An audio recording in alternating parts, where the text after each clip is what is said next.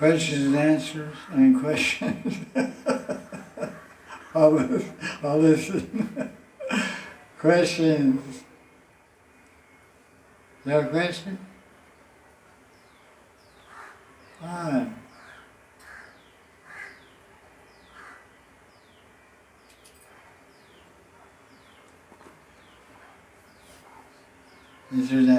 Answer that question.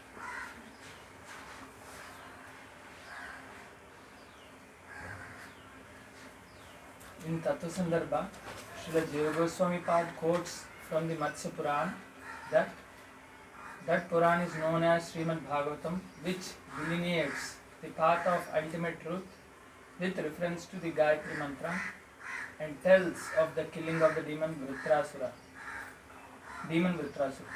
Whoever writes out a copy of Srimad Bhagavatam, places it on a golden lion throne and presents it to a worthy person on the full moon day of the month of Bhadra will attain the supreme destination. This Puran has 18,000 verses.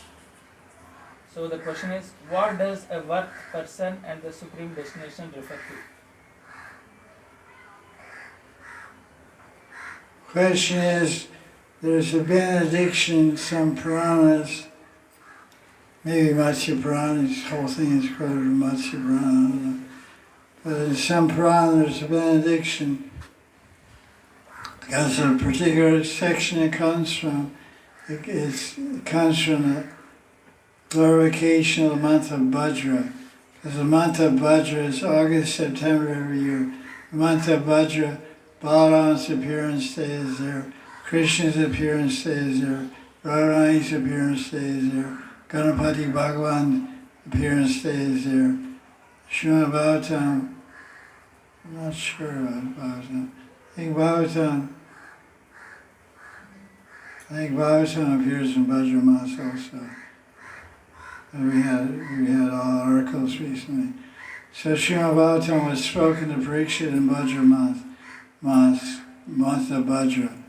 So there's a benediction there about the glories of Bhadra Mas. If on Purnima, Bhadra Purnima, the full moon day of Bhadra Mas, if someone gives the Srimad Bhagavatam to a Brahmin on a golden asan, then they go to the supreme destination. The supreme destination is a Sanskrit, and the verse probably says Param Gati. Param Gati. Gati means destination, and Param means supreme, means transcendental. So first of all, when we're talking about Param, there's many get Swarga Mukti is going to Swarga, is not Param Gati. That's also a type of liberation, to go to Swarga, go to heavenly planets. It's called Swarga, going to heavenly planets. But Paramgati refers to going to Vaikuntha. So what is the supreme destination? It's going to Vaikuntha. Which part of Vaikuntha? You're going to Ayodhya Vaikuntha, you're going to Dwarka Vaikuntha, you're going to Vrindavan Vaikuntha. All that is the spiritual world. So you go according to what your bhav is, what your cultivation is. So the person who gets the Bhagavatam on Vajra Purnima attains the supreme destination, which means the destination he or she desires to attain. Spiritual destination. Maybe Subhi Mukti, Samibhi Mukti, Saloka Mukti, or it can be Brahman. Brahman is also a type of Mukti. Siyuja Mukti. There's Bhagavat Siyuja Mukti and Brahman Siyuja Mukti. Merging into the body of Krishna, merging into the Jyoti of Krishna.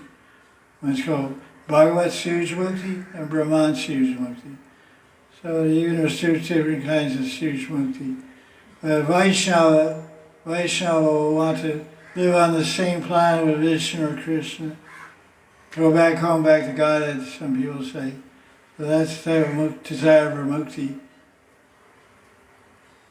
But in the third canto, Kapil Muni says, if you offer me to go to Vaikuntha, Vina Matsevanam, Vina Matsevanam, without your seva, I don't want to go to Vaikuntha. Because there are people that go to Vaikuntha that don't want to do seva.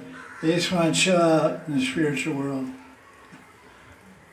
They want Salokya Mukti, they want to live in a beautiful place. So that's called Salokya. Srubya, they want a beautiful form like Vishnu Rup. Salokya, or Srubya. Or Sharsti means wealth, opulence. You want a golden Rolls Royce and a golden chariot and a golden palace. You have a gold place. You get the same opulence as Vishnu and Narayan and Vaikuntha. That's called Sharsti Mukti. Samivya Mukti means be near the Lord. So you want to be near the Lord, so then you get Chapan Bhog Mahaprasad. But you're in your own palace, you get whatever scratch your wife cooks, you know. But you're living in a palace near, Samivya means near. If you're living near Narayan, maybe you work in the kitchen. So everybody knows when you cook for Krishna or cook for the Guru, you always cook lots more. Lots more than the Guru can eat, lots more than Krishna eat. Who's that extra for? For the cooks. For the cooks in the kitchen help. Because they clear the plate literally and figuratively. They take the items off the plate, empty the baby balls, and put it in safekeeping. One-stop shop. I didn't turn my favorite. I had to get the question off. Who is that worthy person? Huh? Who is that worthy person? What is that worthy person? What does that mean? Who is the worthy person? What? Against Mahaprasad? No. Whoever gives, we have to donate Bhagavatam to a worthy person. So that worthy person is us. It's a Brahmin. I don't know. I've read this quotation, says to a Brahmin. They know how to read Sanskrit. Give it to a rickshaw, what's he going to do with it? This is giving to someone that can use it. So giving donations, in Shastras in general, you have to see the context of all Shastras. When Shastras tell to give donation, they tell who's qualified to receive a donation. So Shastra Dan is given to Shastriya type people. So any caste, Shudra, Vaishya, Brahmin, they can all be given charity, except Kshatriyas don't give charity because they have all the money. They're kings, why are they going to give them? Give them apple pie or something. But Shudras receive charity, money, food, etc. Vaishyas or Brahmins. So Brahmins, when you're talking about Gita Shastra, everything has to be coordinated. The Dan Patra, the recipient of Dan, must match the Dan. So the Dan is Shastra. What Shastra? Paramahamsa Samhitam, which is the Bhagavatam, which is meant for Nirmatsarya. Nirmatsarya Jana means non-envious people. Vaishyas are very envious. Kshatriyas is very envious. Shudras are most envious. Brahmanas are supposed to be free from envy.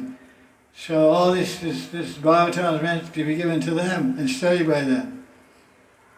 Who is the worthy recipient of your budget putting Bhagavad Shastra Dan? The worthy recipient is a Brahmin. It should be a Brahmin, a learned Brahmin, not just goofball Brahmin. You know, two-piece thread Brahmin.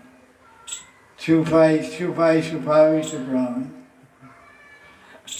Should be Shastra Nipun. Shastra Vidwan should be learned and expert in Shastra and be born in a Brahmin family or born in a Kshatriya family or born in a Vaishya family. These three orders of society, according to Vedic Shastra, are eligible to receive Brahmin Diksha, Brahmin Gayatri and Upanayana.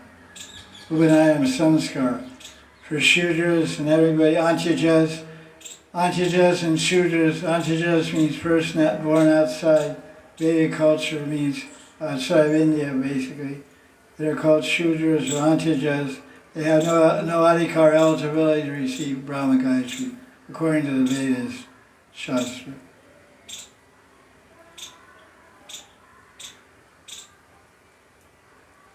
Sometimes Brahmins get so many Bhagavatams donated, they go and sell them to the bookshop after. It's just like here, people come and give clothes the Babajis, they give chatters and dhotis, and they give like 5 meters of cloth or whatever. So the Babajis get on a bus and go to Vrindavan after Kartik, and they go to the cloth shops and sell them back at a discount price, and then the guy makes double profit.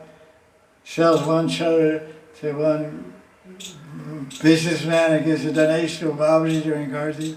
The Babaji comes after and sells it back. If they need money, they don't need clothes. They're wearing clothes, what do they need clothes for? If you want to give shut, they give copper dan, and they give pots and pans. They all get recycled, they all go to Vrindavan. You see after Kartik, there's hundreds of Babajis on buses going to Vrindavan to sell their extra lotus and thalis and everything. I've been here for 36 years, and I've seen a big rich people come to Radha Kunda with a big truck full of thalis, 1,000 thalis. Thalis with bowls and plates, whole set, and just giving it to everybody. There's a line up behind the truck is a madhouse, India, crazy. Everybody gets a thali with 4 bowls and a stainless steel cup. It's worth 1,000 rupees. So they go off to Vrindavan on Monday, get a donation on Sunday, make 500 rupees. Or 300, whatever. If everybody wins. It's good to give dawn.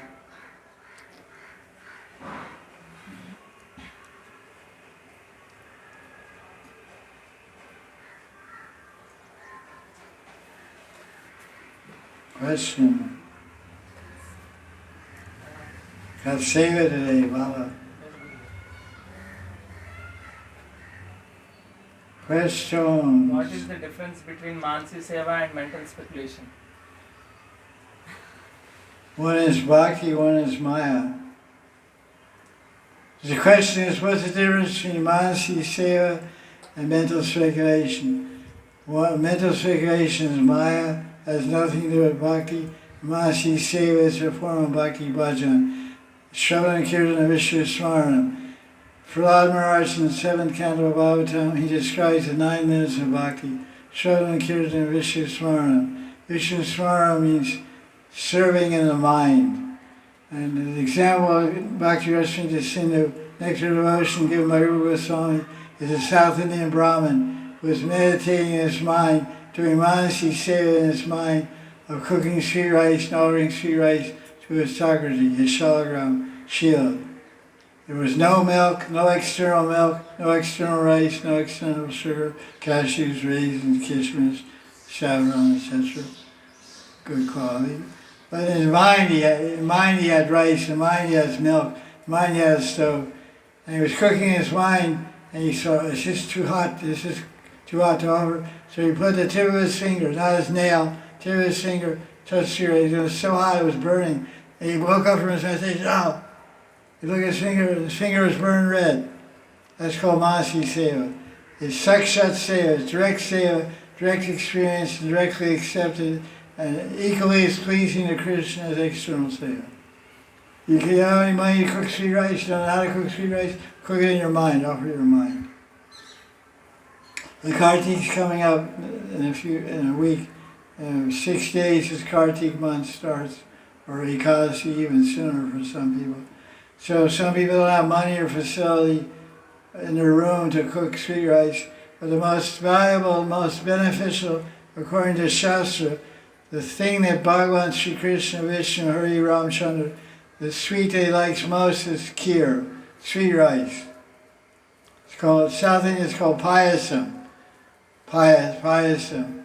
We say sweet rice in English, means kheer, rice and milk cooked down with sugar and all these things.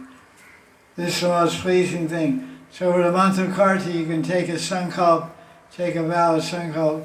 I'm going to offer kheer every day, or 3 times a day, at least once a day. I'm going to sit down in my asana in front of my Thakurji and mentally prepare and cook and offer sweet rice. You get, by the end of the month, you get the benefit of all sweet rice, of offering sweet rice to the Lord. So it's very pleasing to the Lord. Very easy to do. Just have to have the desire. Everything is based on desire. Good desire gives good result. Bad desire gives bad result. Transcendental desire gives transcendental result.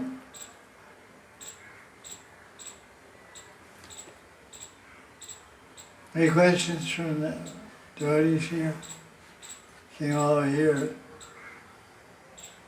No question. Yeah.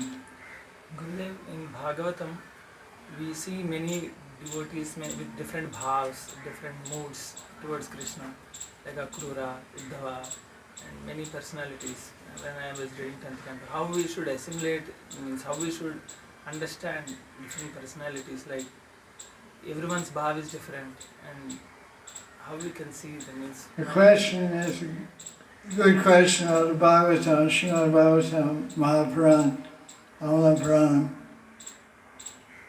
describes the characteristics, the activities, and the bhav and feelings of a variety of devotees, of karma mishra bhaktas, of jnana mishra bhaktas, of shuddha bhaktas, of priya bhaktas, prema tara, different degrees of prema, different degrees of shuddha bhakti, a mixed bhakti, kevala bhakti, shuddha bhakti, all different types of bhakti are described in the life stories and teaching of Dhruva Maharaj and Brahmaji and Chitraketu and Britasura, who was formerly Chitraketu, became Britasura. And all different Hanuman, all different devotees are described there. So how we as sadhakas, as Gaudiya Vaisnava sadhakas, pursuing Madhurya Rati and pursuing the loving service of Radha Krishna in the kunjas of Vrindavan, how do we relate to all these types of bhakti and types of bhavas and feelings? We're supposed to assimilate them all. We're supposed to understand because the ultimate conclusion of Bhagavatam, what is everything connected to? Every spoke in the wheel is connected to the axle. You have a wheel, bicycle wheel, so many spokes, connected to the center axle.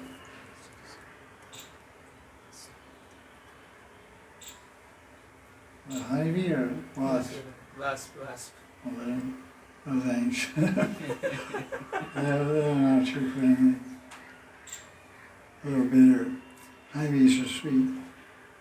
So we're supposed to assimilate all these different bhavas, because what is the Bhagavatam trying to present? What is the ultimate teaching? The ultimate teaching of the Bhagavatam is the thread that ties the whole Bhagavatam together. So the ultimate teaching of Bhagavatam is Uttam Bhakti. Bhagavatam's teaching Uttam Bhakti means the topmost purest form of Bhakti, which culminates and which is presented in the Rasa chapter of 10th canto of Bhagavatam, describing the gopis' love for Krishna. This is called Param Uttam Bhakti, Shringar Rati, Madhurya Bhakti of Radha and Krishna and the gopis. This is the topmost. So everything before that, in the 9 cantos before the 10th canto, and all the chapters of the 10th canto before we start finding out about the gopis in chapter 21 and etc. All those other chapters and discussions are showing different bhavas, so we understand what is not Madhurya Rati. We're supposed to trace out some of Madhurya. Where is Madhurya Rati? The question we should ask when we read about Chitraketu or Prahlad Maharaj, where is the connection between his bhakti? What is the connection between his bhakti and the gopis' bhakti? What is the connection between Chitraketu's bhakti and the gopis' bhakti? What is the connection between Vritrasura, 6th canto, Chitraketu became a demon? What is the connection between his bhakti and gopis' bhakti? Because his prayers by Vritrasura are connected directly to Gopi Bhav. And the commentaries of the acharyas bring that point out.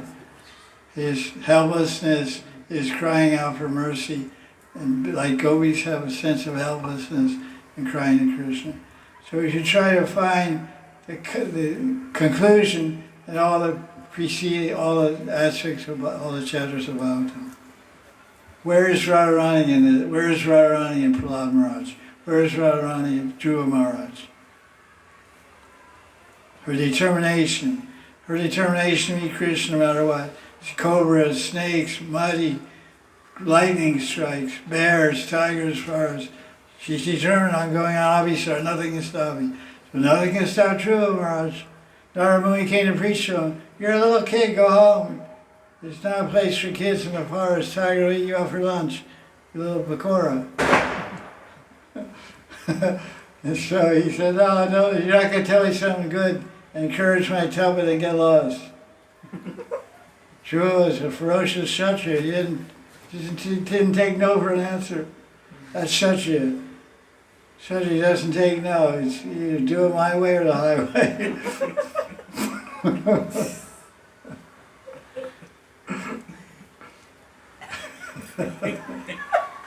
Hit the road, Jack. Is that okay?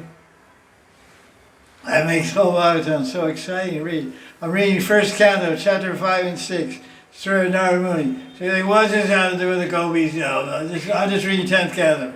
That's Maya. It has everything to do with the gopis. You know, it's your stupidity, your lack of finesse, your lack of rasa, tattva, understanding of ras, and understanding of the teaching of who's in the money, bhakti rasa, you can't find the gopis in all the Bhagavatam. One great Rasa John said, every verse of the Bhagavatam you can find Radharani. Every single verse of the Bhagavatam you can find Radharani. Beginning with the first verse. Janmadhyasya yata. Jiva Goswami brings this point out. First verse of the Bhagavatam is a verse from Vedanta Sutra. Janmadhyasya yata. That first three words is a slogan from Vedanta Sutra, Brahma Sutra. And the last part of the verse is also slogan from Vedanta Sutra. From Satyam Tadimhi. So the first verse of the Bhagavad Puran is two slokas from Vedanta Sutra. First line and last line. From Satyam Param Tadimhi. So the first line says, Janmadhyasya. Janmadhyasya. So Janma Adi. Adi means Adi Ras. It says Janma Adi. Externally Sanskrit, Janma Adi means beginning with Krishna's birth. Beginning with the birth of Bhagavan, absolute truth. This Bhagavatam is going to describe it. But Janma Adi means Adi Ras. Jiva Goswami says Adi means Adi Ras. Adi Ras is the original Ras. The original Ras is the Madhuri Ras, Sringarati. So the very first verse of Bhagavatam describes Sringarati Radha Krishna. So it's called Start Off with a Bang. You start off, some rock concert with your best song, your most popular song around the world. Everybody goes, wow. It's everybody's favorite song. And go on stage first minute to perform. And halfway through you introduce a new song or whatever. It's called Starting Off with a Bang.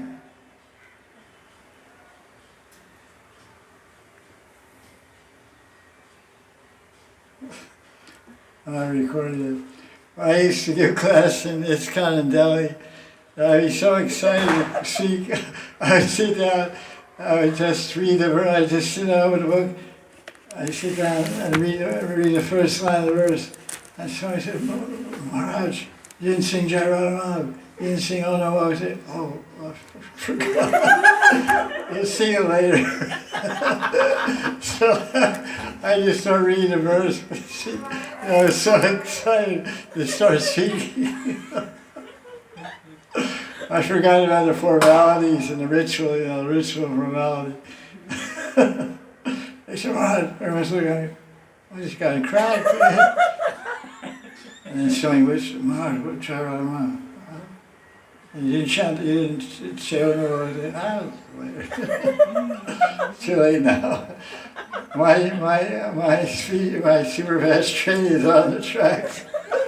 Get out of the way. You get run over.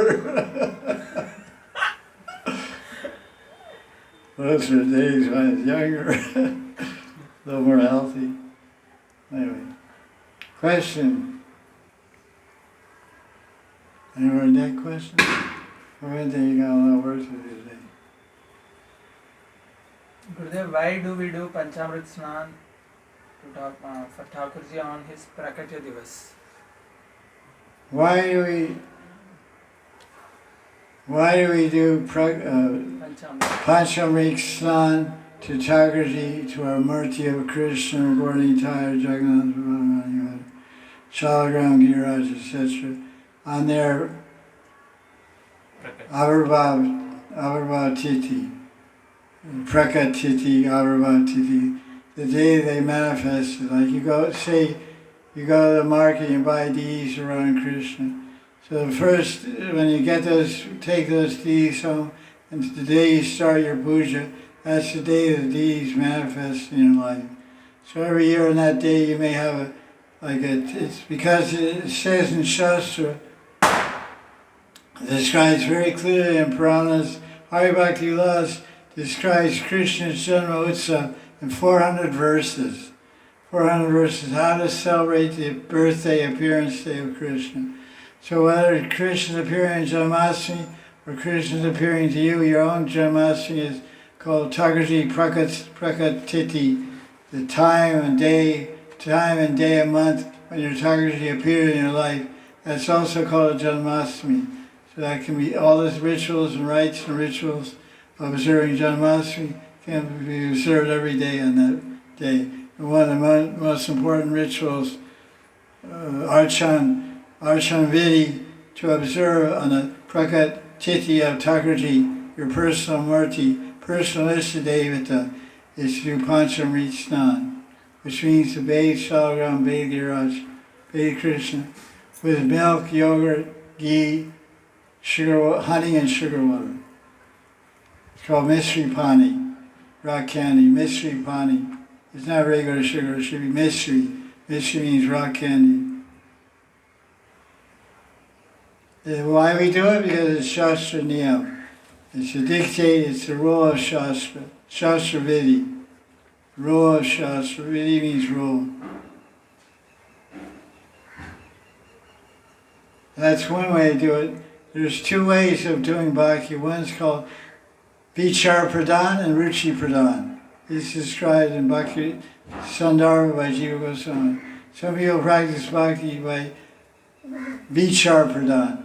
Vichar, the word Vichar means consideration, dictates, rules, orders of Scripture. Scriptures say I do it, so I do it.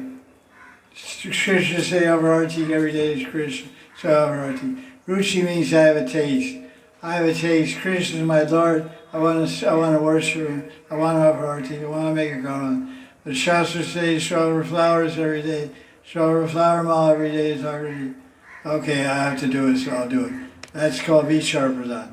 The Ruchi Pradhan says, I want to do it. This is my love, this is my passion, this is my desire. That's called Ruchi Pradhan. It means, Pradhan means predominant. The word Pradhan means, it's almost like English, it means predominant. Predominated means Pradhan. So almost Sanskrit, Pradhan means predominated in English. So it's dominated by, it's controlled by, it's ruled by the consideration of Shastra. Vichar means consideration. One is ruled by Ruchi. I love to worship Krishna. I don't have to see it in Shastra. I know, it's coming from my heart. One is heart-based, one is mind-based. One is based on love and attachment, and one is based on fear. That's Vichar Pradhan and Ruchi Pradhan. You can read about this in Bhakti Sandara by Jiva Goswami.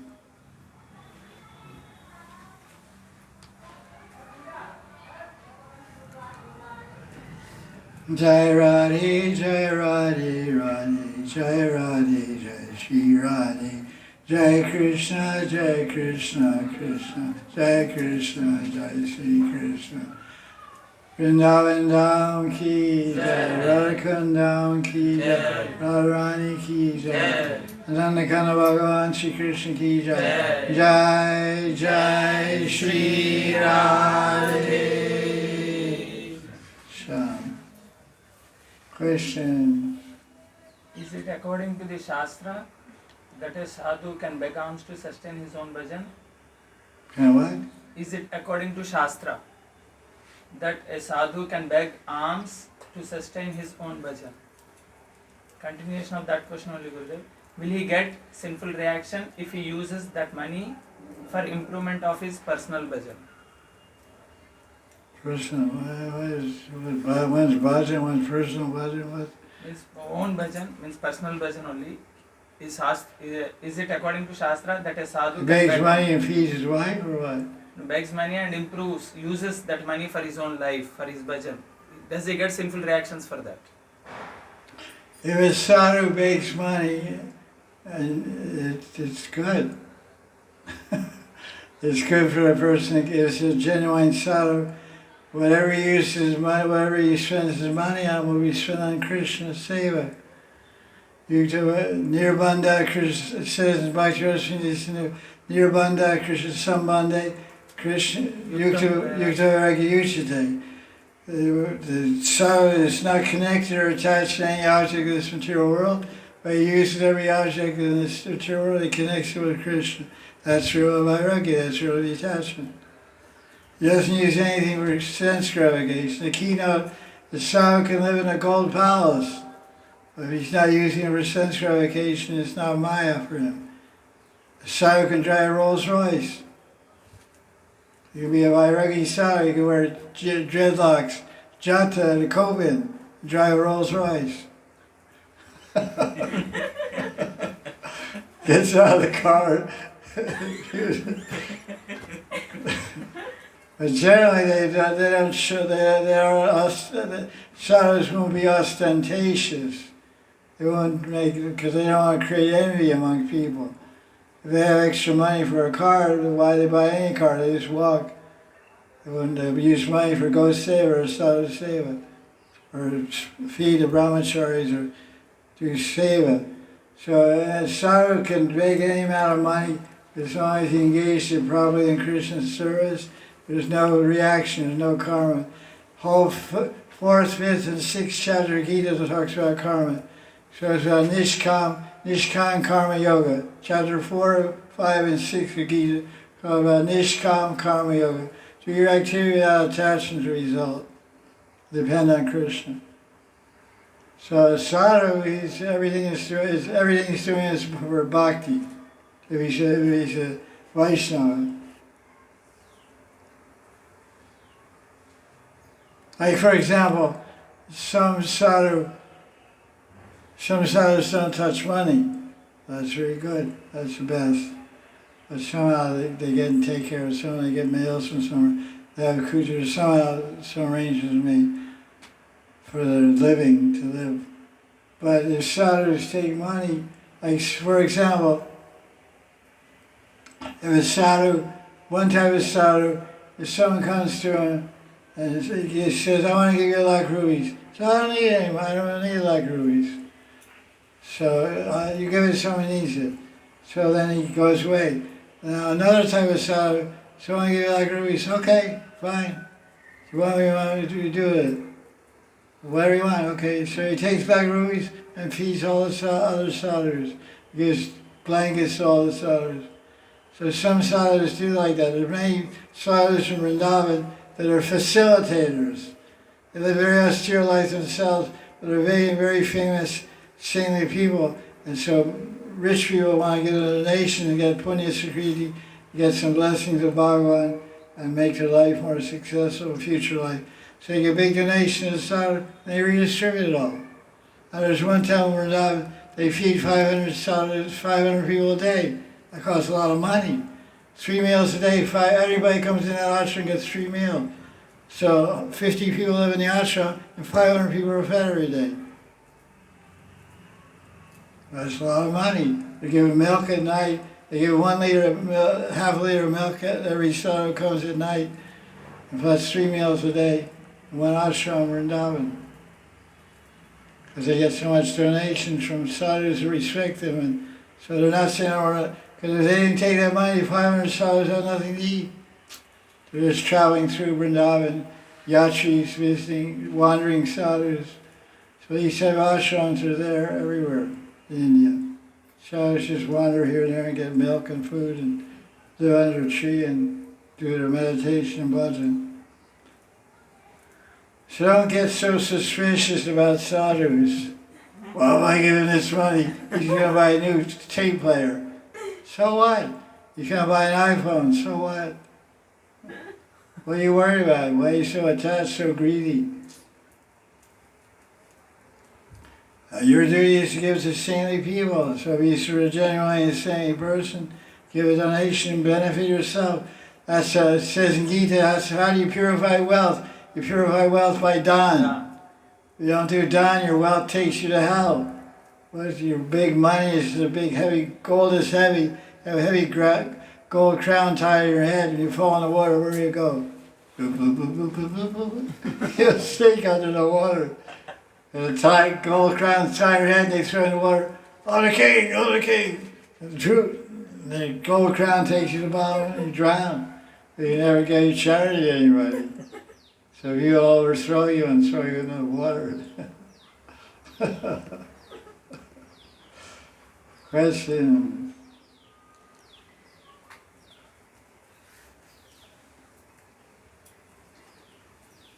I sometimes feel sleepy while chanting japa. Sometimes or all the time? Tell the truth, wait, sometimes you're already lying, so lying is not a saintly quality. She tells Satyam, means the first verse of Autumn says Satyam. I should meditate on truth. So you meditate on truth means you should speak the truth. If you speak the truth for 12 years, whatever you say after 12 years will come true. It's called Vagsthiti. Vagsthiti, perfection of speech. So whatever you say will come true. I met a lady yesterday, and she was 41. And out of the blue, I said, you live to be 79. She said, I don't know how many times you do bhajan. I said, you have 48 years to do bhajan. So what do you mean 48 years? I said, 48 and... Plus 41, 19. I said 30, 31, she's 40, 79. I said, anyway, she's 41, so whatever, 80. 38. 38. 38. How many? 38. Yeah, I said, you live 38 more years. She looked at me. She was like shocked. So I said, I want to be around to see you. Maybe, I don't know. I don't think so. I don't know whatever Krishna wants. The way to Charya lived for 125 years. Krishna lived for 125 years. There's some Madan Maharaj, I met him, he used to be a Madan Mohan, Dwarasatila. He was 125 years old. I went up there, somebody told me about him when I came to Vrindavan. So I went up there was some guy, some Babaji screaming San Goswami's Bhajan Kutir on the top of the hill, Dwarasatila, the old Madan Mohan temple. There's a well there. He was about 60 years old. I said, excuse me, Baba, do you know where, some Kutirs on top of the hill. I said, do you know where Maharaj Swami stays? He lives up here. That's me. I said, what? He looks like he was 60 years old. He's 125. So he's doing something right. Seva keeps you young, I guess. It's very humble seva, Jara seva, screaming. Hey, that's the question. What is lacking in me due to which I can overcome this fault? Oh, yeah, it's still the same question. You are sleeping. The guy said, or somebody said, sometimes I sleep when I say Java. I said, why are you saying sometimes? You read Madhurya Kadambini. Madhurya Kadambini by Vishwanath Chakravarti Thakur. What does he say there? He describes Nishtha. There's something called Anartha-nivritti. You heard of that? Yeah, that's it. Yeah. You heard about Anartha-nivritti? No, me no. I was born with God. This was a Nishtha. Okay. So he describes what is the nishti, what are the symptoms, 6 symptoms of anishtita bhakti. Bhakti which is full of anarthas. Bhakti which is not steady. Beginning bhakti. One is called Laya, L-A-Y-A. Laya means a tendency to lie down.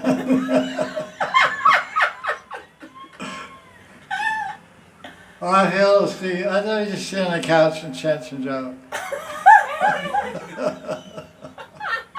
So he says, sometimes I chant japa, I feel sleepy. So the truthful way he said, Maharaj, I'm full of nartanivritti. I'm a nartanivritti. I always feel sleepy when I chant japa. And so all I can do is stay awake. I take some lemonade in the morning. I walk in the cold breeze. I stand on my head, do 10 minutes of yoga. I do 5 minutes of pranayama. I try my best to stay awake. I chant japa walk, because if I don't walk, I fall asleep. What do I do about that? Was there a question? What? How to overcome this? Chant more japa. Be awake when you chant japa. How to overcome the tendency for laya. How to come to nishta. More chanting, more seva, more humility. The biggest thing to overcome is aparadha. The chief, nartanivritti means basically one thing, or shall I say. Nartanivritti means stop making offenses. As soon as you stop making offenses, you become confident and fixed in bhakti. You can stay nishta. What's preventing one from coming nishta is not chanting 1,000,000 rounds a day, not reading Bhagavatam day and night, although that's very good. I'll do those things also. But the key to becoming nishta is to stop making offenses. Seva aparadha, dhamma aparadha, Vaishnava aparadha. 32 offenses in deity worship, seva aparadha. That's 10 offenses to the devotees. Dhamma aparadhas aren't really mentioned in the Goswami books, although people talk about them, but they're nowhere mentioned. Yeah, someone told me it's in the Ryan Bhatta Goswami's book that was written 400 years ago, called Braj Bhakti Vilas, which is about Prikwa and Vrindavan. And Satyanarayana Das Babaji read that book and he said it doesn't describe anything about 10 offenses. But 10 offenses are just something it's called Sadhuvani. Sadhus living in Vrindavan have adapted the 10 offenses holy name to the holy Dham. Because Nam, Krishna Nam, Rup, Gun, Lila, Dham, they're all transcendental. Krishna's Nam, Rup, Gun, Lila, Dham, Parishishta, are all transcendental entities. So what is equal to one is equal to the other. So there's Nama Aparadha, there's also Vaishnava Aparadha. There's Nama Aparadha, there's also Dhamma Aparadha. The Dham is the place of Krishna, it's transcendental, it's Sandhini Shakti. Krishna's Sandhini Shakti composes the holy Dham. So if you're making offense to the Dham or Dhamvasis, it's an offense to the holy name. Jaya Jaya Sri Radhe.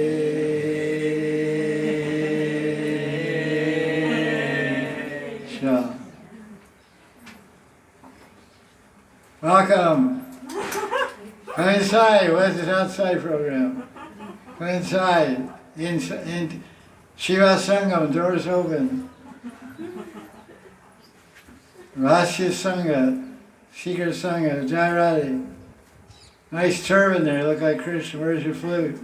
It's called pugri. Pugri means turban, pugri. You need a flute to go with it. A peacock feather there. You have one? Have a peacock feather? Can't see. Do you have one? No. Yeah, peacock feather. So, that's that. If you're going to sleep during chant japa, it's okay with dream of Krishna. That's the conclusion. It's okay to sleep when you chant japa, as long as you dream of Krishna. But you can't do that, then stay awake.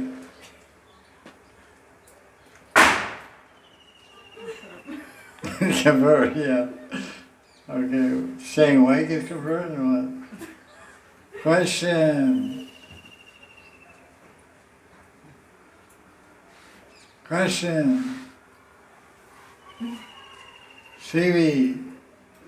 Sleeping overtime.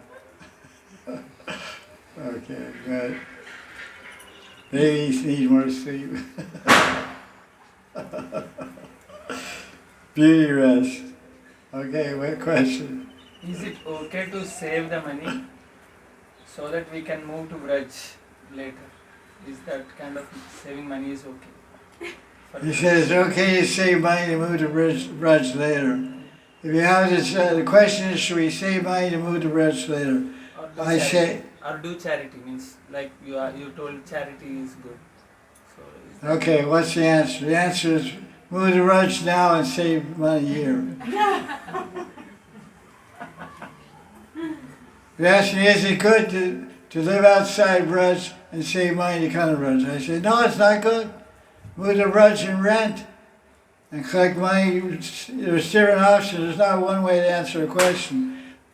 There's 360 degrees, 360 ways to answer every question. Ramanuja answered the question one way, Vishnu Swami answered another way, Madhvacharya answered another way, Bhavacharya answered another way. Every acharya will give a different idea, a different angle of vision. It's called Dristi Kon. Dristi Kon, Kon means corner, angle, Dristi means vision. Dristi Kon is angle of vision. So angle of vision according to your bhav. Avanamanitajaka.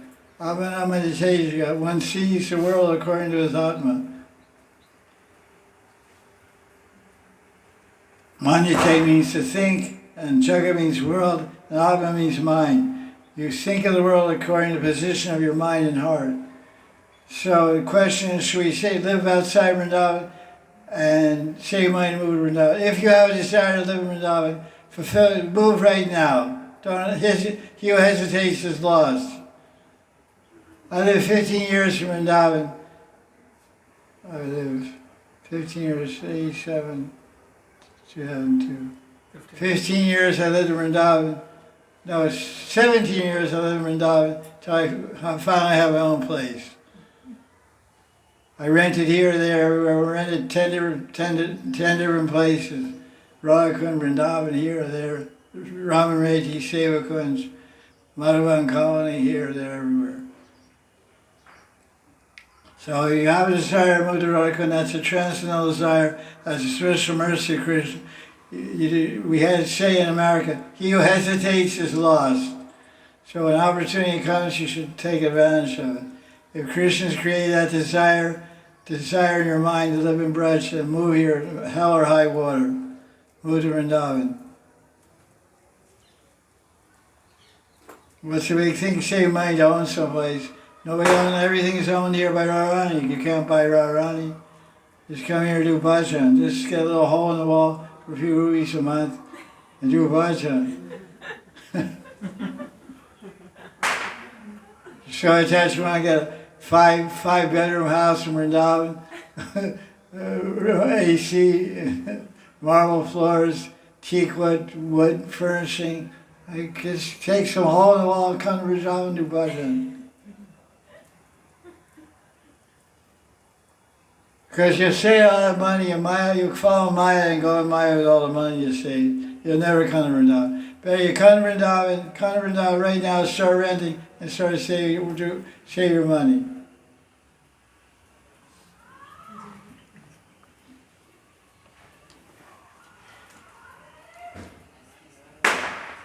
What else can I say? I gave up everything 36 years ago and came here and never left. Came Indian citizen in 1998. Jai Radhe Shyam. Jai Jai Sri Radhe. Question. Gurudev, in Srimad Bhagavatam 11th canto 25th chapter 23rd verse, it is written that work performed as an offering to Krishna without considering of the fruit is considered to be in the mode of goodness. So my question is, why does this karma offered to Krishna does not come in nirguna bhakti, beyond modes? Why it is in the mode of goodness? What's the question again? I wasn't attentive. Work performed as an offering to Krishna without consideration of the fruit is considered to be in the mode of goodness. So Gurudev, my question is, why does this karma offered to Krishna does not come in Nirguna Bhakti? Okay, the question is, if you're doing some work or some activity, and you offer a result to Krishna, why is that considered Why is this considered as bhakti in mode of goodness? Why is this considered bhakti in mode of goodness, not nirguna bhakti? Because nirguna bhakti means everything you're doing is for pleasing Krishna. And the abhidashis, that sattvic bhakti is you're doing something you like, maybe something you like, something you're attached to, and offering it to Krishna. So because it's offering to Krishna, it becomes sattvic, but it's not nirguna means only things that are pleasing to Krishna, hearing and chanting, remembering Krishna. These are called nirguna bhakti. I had to see the book to see exactly the verse and context, the whole thing together. That's the general idea.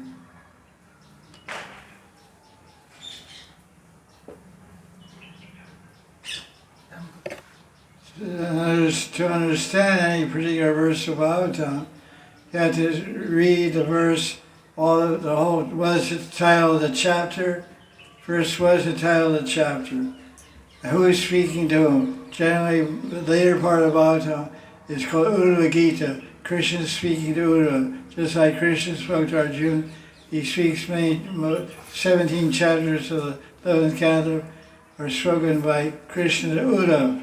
So the parallel teaching of the Gita, much more complicated, more explanatory and clarified many teachings of Gita, called Satsang Karma, Satsang Yoga, Satsang Bhakti, Puja and Archan, many things are described in the Gita.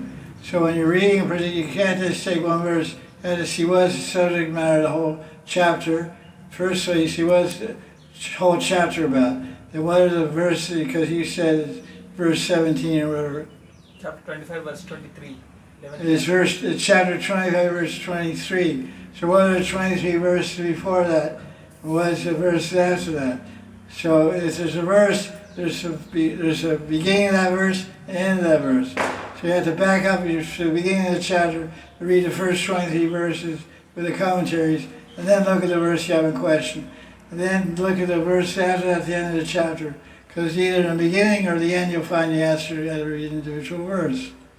That's how the Shastras are set up. Any verse of the Shastra you back up to, if it's the first verse of a new chapter, you have to go to the last chapter, the last 5 or 10 verses of the last chapter to see why this is the first verse of the next chapter. This is called proper Shastric study. It's like in Gita, Krishna's talking about Brahman and Bhakti. And the next chapter, that's one chapter, I don't know, I can't remember just now, 5, 6 or something. Then the beginning of chapter 7, Arjuna asks, well, you tell me meditate on Brahman, you tell me Brahman is the highest thing, you tell me Bhakti. Please tell me clearly what's better, Brahman or Bhakti. So it's you read the first verse of that chapter, you say, what's this about? It's a continuation from the last chapter. It's a new chapter, a new subject. But the last 5 verses of the previous chapter describe what this verse is about. This is our way to understand Shastra. Is it clear? Understand? You read backwards. Before you understand this, you go backwards 10 steps, you go forward 10 steps. Interesting dance. Back 10, forward 10, and back to where you are. It's around a circle. How can you go back 10 steps? Okay, that's cool. Go forward 10 steps. You're still in balance. So when you get back to the verse, you go around. Starts turning circles, get confused. Then if you still don't know, then you ask someone. Well, usually the answer is in the verse and tikas. Or not reading it properly. Shastras are very systematic. They're written by great sages and great realized teachers, not by a bunch of bus drivers. I don't think I got that one. Sorry, I'm not spacing on you. Questions?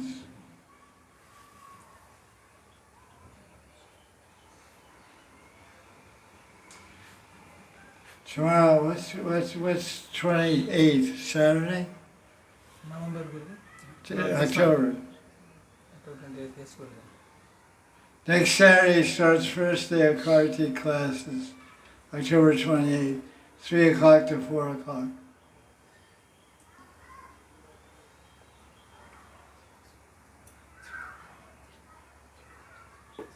Questions? Any question on that? No, one question. Yeah. I was reading actually Chaitanya Charitamrita Madhilila, Rupa Siksha. In that, Rupa Goswami and Sanatana Goswami, before they were quitting their works, their duties as from the Hussain Shah, they performed Puruscharana Vrata, which is very well known in Hari Bhakti Vilas also. So now we cannot do that. So my question is, so is there anything we can do to quickly attain the mercy of Krishna and Radharani? Because in that they do, and exclusively for attaining the lotus feet of Krishna, they get that. So the question is about a practice called Puruscharana Vrata, which is described in about 350 verses of Hari Bhakti Vilas by Sanatana Goswami. It's a particular vrata which has 5 aspects. One is chanting a fixed number of rounds of Gopal mantra, generally Gopal mantra, or Kamgaji, generally it's Gopal mantra. It's chanting over a time period, like usually it's like 30 days or 40 days. You take a sankalpa to observe the breath for 40 days, and you say, I'm going to chant this mantra 50,000 times or 100,000 times, whatever. Just take that vow. That's one aspect. And the second aspect, you have to feed Brahmins every day, for at least minimum 5 Brahmins. Third aspect, you have to do a fire yoga every day, homa, Vishnu homa, Satyarayana homa, or whatever, I don't know, some type of homa. Now you have to hire Brahmins to do it. But that's the third thing, homa, Brahmin bhojan, mantra chanting. And then you have to eat a certain diet, restricted diet, and you have to stay in the dark. There's different degrees of practicing Puruscharana Vrata. But generally you're not supposed to see the light of the sun. You come out before sunrise to do your nitya kritya, your daily routine, bathing, fasting, etc. Then you go in your kutir till after dark. You're not supposed to see the sunshine and chant your mantras all day. In your room, but without sunshine. You can have a lighted room, I guess, I don't know. General impression is a dark room, I don't know. But sunlight you're not supposed to see. So the impression is that you're not supposed to see the sunlight. Generally, Puruscharana Vratas are done in caves or secluded places. So that's pretty hard to do. Because if one of these elements is missing, even though you chant all the mantras, you don't get the benefit. Like in 40 days, the Brahmin said, this Babaji locked in his cave. He doesn't know we're not going to feed Brahmin. We'll feed for 20 days, and then the other 20 days we'll keep the money. It's Kali Yuga. So it's very difficult to do. But 500 years ago, even recently, even right now in Braj, people are doing what Puruscharana Vrata. Maybe some sadhus are doing it. So it's a fact, by doing Puruscharana Vrata, what you get? You get darshan of the mantra devata. The mantra devata. Who is the Ishta devata of the mantra you're chanting? So you're chanting Saraswati mantra, doing Puruscharana Vrata. You get darshan of Saraswati. And when Saraswati gives you darshan, she said, what do you want? She said, make me Shastra Vidvan. Make me a Chaturvedi Brahmin. May all the Vedas be sitting on my tongue. And you got that blessing. Please blessing of Vag Siddhi and the power of perfection of speech, different things. So you worship Saraswati, you worship Lakshmi, you worship Durga, you worship Krishna, Gopal mantra, you chant Gopal mantra to have darshan of Krishna. You get darshan of Krishna, and you say, Krishna is what you want to say, please bless you and pray, bless you and pray. So this is an idea. Because it says in Shastra also, unless one observes Purusharma Brata, he won't attain perfection of his Diksha mantra. He won't attain siddhi, he won't realize just by chanting every day. You have to do Purusharma Brata along with the Shastra say that.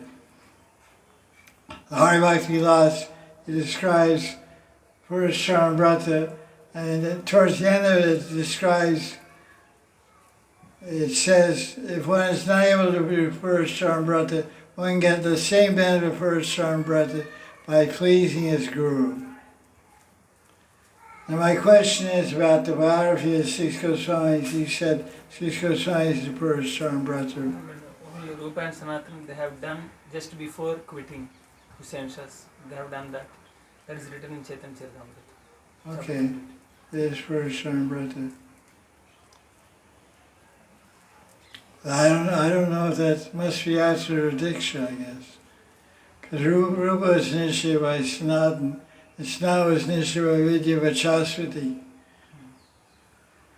So the Hari Bhakti Vilas says if one is not able to do Purusharma Brata, you get the same benefit of Purusharma Brata by pleasing his Guru. That's one way. That's open to us, available to us. And the other way is by chanting Gopal mantra during eclipse. Instead of 40 days, eclipse is only a few hours. The Sutak kala, the contamination period for the moon is 9 hours, for the sun is 12 hours. From the start to the finish is 12 hours contamination. You shouldn't eat or drink water, etc. So the actual eclipse time is usually 48 minutes or 2 hours maximum, 2 hours, 3 hours maximum, depending on your latitude and longitude. So it's called Svarsha and Moksha. When Rahu touches the moon, it's called Svarsha. Then Moksha is when it gets free from the contact of Rahu. So during that time, if you sit and you stand in the Ganga, or stand in Yamuna, or stand in Radha Kunda, or have some contact with water, sit in a chair with Yamuna water and a pan under your ankles, and you chant the mantra during eclipse, you can get siddhi or Diksha mantra also. So oftentimes if there's a lunar eclipse or a solar eclipse during the daytime, you go to Radha Kunda to chant your Diksha mantras during eclipse, you'll see many Brahmins from Monkey Vihari Mandir and Radha Raman Mandir and Radha Vallabha Mandir. Many Vrishvasi Brahmins will come here to Radha Kunda and have their ankles in the water, or they're sitting on a step in the water they're just sitting like lotus position under the water on a step or two down, and they're saying the mantra throughout the eclipse. So that can be done. This eclipse, next eclipse on the 28th of October. Oh, it's coming up. Yes, good. First day of Kartik. Yeah, the eclipse is in the evening time from 1 to 3. So come to Radha Kunda 1 a.m. But usually people don't want to travel on the road at that time. Before we can travel. Well, you can do it. You wait till it comes to a better time. Anyway, it always comes at a convenient time also sometimes. Yes, The idea you should do it. Anyone can do it. Anyone can do it. You can't sleep at night. Step and do chant your Gopal mantra. Insomnia during eclipse to chant Gopal mantra, get mantra siddhi. Mantra siddhi means you have darshan and Gopal. That's possible. That's what it says. It's called a mantra fall. The fruit of chanting the mantra. Actually, many of our acharyas have done Purusharma Brata. Even contemporary saints of Braj, you read the saints of Braj, saints of Bengal, many saints, 1900s, Siddhamara did Purusharam Brata, 2 or 3. Jagadguru Kripalu did Purusharam Brata also. And we're now in 3 or 4 or 5. You got Saraswati Siddhi. That's obvious. He's such a great speaker in Hindi.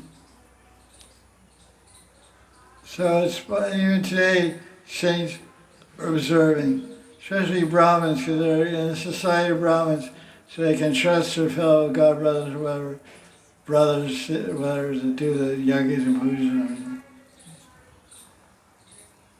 That's the tricky part.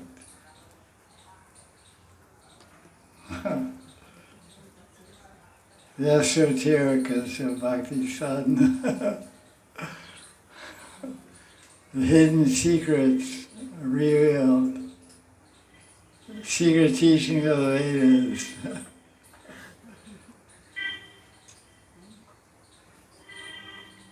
Questions, prashna.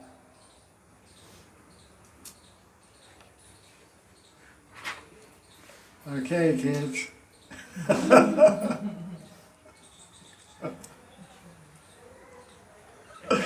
No more questions? Any questions in the room here?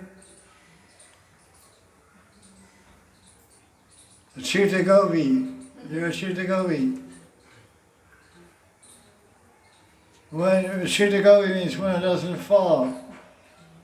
Because you're too tall, you'll fall and hurt your head. So your guru made sure you won't fall. He called you Chuta. No, because you go up there so high, you come down your head, boom, crack in half, you know, boom. So you will fall, don't worry.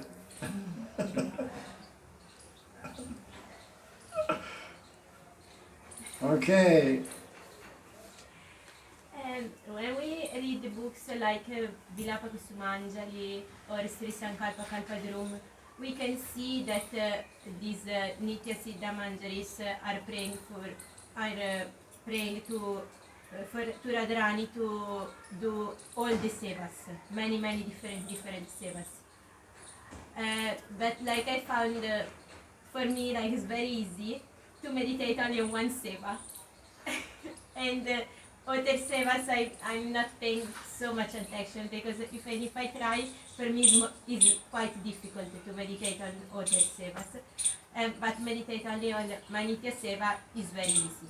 So it's like wrong to, for example, only because it's more easy, meditate only on one seva, or we have to try, even if it's more difficult, to meditate on all the sevas every day. The question is about meditating on service to Radharani in the mode of a Gopi of Vrindavan or a Manjari. And the Acharyas describe many different sevas which they're aspiring to do. And the question is, should we also follow their example and meditate and aspire and pray for attaining and performing and offering all those sevas to Radharani throughout the day and night? Or should we just focus on our one eternal service that's been revealed to us by Gurudev and Krishna? Should we meditate on that one service and not worry about the other ones? We were just talking about Vichar Pradhan and Ruchi Pradhan. So in Rag Marg is Ruchi Pradhan. Rag means attachment. How you want to, what is your taste? What gives you taste? What gives you satisfaction? And because this is the foundation of Ragnuga Bhakti. It's personal taste, personal impetus, and personal choice, which directs your activities. You say, you like doing that? Do that. Just think of all different ways, all different times to do that service, and offer a new one here, a new one there, this, that, the other thing. You know, because that service can expand as much as you can expand it. But every service is infinite, every seva is infinite and eternal. So you can meditate on one service all day and night. Just like there's a phrase, a famous kung fu artist named Bruce Lee. Everyone's this big thing on net. I've seen it 1,000 times on net. People quoting it. You must have heard it already. Bruce Lee, he's a great fighter, a kung fu fighter, movie star also. So he said, I'm not afraid of someone who's practiced, who can kick 10,000 different kicks, kickboxing or kick fighting, this way and that way. I'm afraid of a boxer who's practiced one kick 10,000 times. Just one way of kicking, like with the heel, not the toes or whatever. One way of kicking. He's learned, he's practiced one style of kicking 10,000 times. I'm more afraid of him than some guy who knows 10,000 different ways to kick. Front kick, back kick, this kick, that kick. So one who's practiced one seva, in that story is there in Sri Krishna's disciple who meditated one seva all day. One seva, he was locked in one seva, searching Rasi Ganga for an ankle belt running. When he met his guru, he said, I didn't do Askara Smaran. I didn't meditate in different sevas at different times of the day.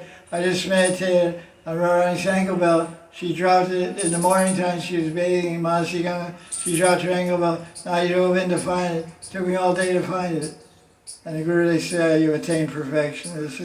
This is samadhi and meditation. Totally absorbed in one seva throughout the day. Because that seva will save you at the time of death. You think of your niche seva at the time of death, you have to go to Radharani to do that seva.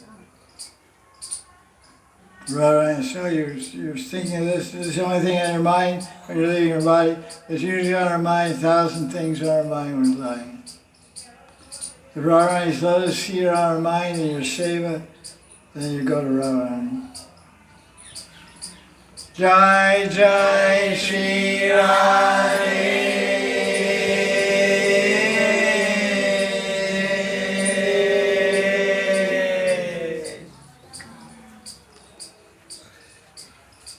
Questions?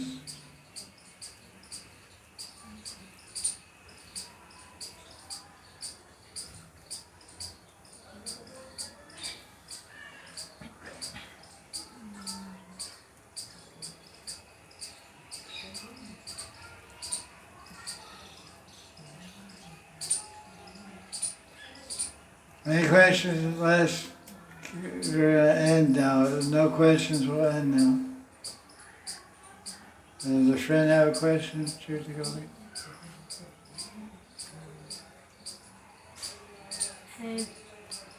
We see in our bhakti life that there are many different songs that we can chant during Mangalarti. Different groups of Vaishnavas chant different songs at Mangalarti. But I was wondering what kind of songs Manjari Sensakis sing during Mangalartik in Nishant Lila. The question is about what kind of bhajans or songs do Sakis Manjaris sing during Nishant Lila. So there's a book published in English called Astakaliya Bhajans by Rai Shekhar. And that book is describing songs throughout the 8 times of the day. So you can see some bhajans there that are sung by Manjaris and Sakis. It's in English. It was translated in English by, guess who? Advaita Das. The famous Advaita Das. Another masterpiece translated. He's deep into all this stuff. He's Gaudiya Vaisnava. Anything else? Last chance to ask a question. Jaya Jaya Sri